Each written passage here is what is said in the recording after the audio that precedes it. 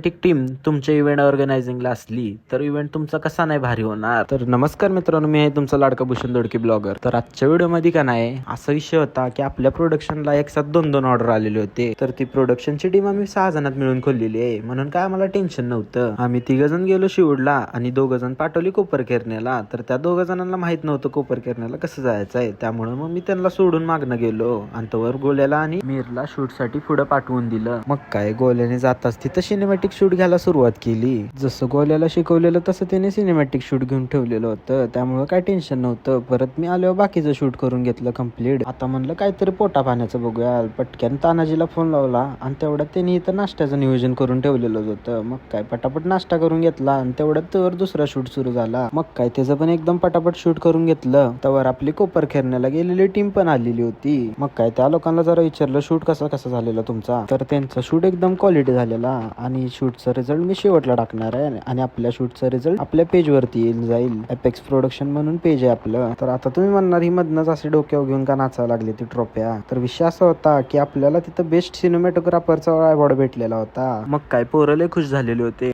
मग काय त्यांना म्हणलं आता लय पण नको नाचायला, पटकन आज जाऊन आतला शूट कम्प्लीट करून घेऊया. तर व्हिडिओच्या स्टार्टिंगला जी टीम दाखवलेली का नाही त्या टीमचं नाव आहे क्रिएटिव्ह. जर तुम्हाला पण काही इव्हेंट ऑर्गनाइज त्यांच्याकडून करून घ्यायचे असतील तर तुम्ही त्यांच्या इंस्टाच्या पेजला जाऊन तुम्ही डीएम करू शकताय. तर आपला तर शूट कम्प्लीट करून झालेला आहे. आता आपण घराच्या दिशेने आपली वाटचाल सुरू करूया. आणि आपल्या पेजचं नाव आहे एपेक्स फ्रेम प्रोडक्शन. तुम्हाला पण काय शूटचे ऑर्डर असतील तर तिथं जाऊन तुम्ही डीएम करू शकताय. आणि आजचा व्हिडिओ आवडला असेल तर लाईक शेअर फॉलो करून घ्या. चला तर मग बाय बाय.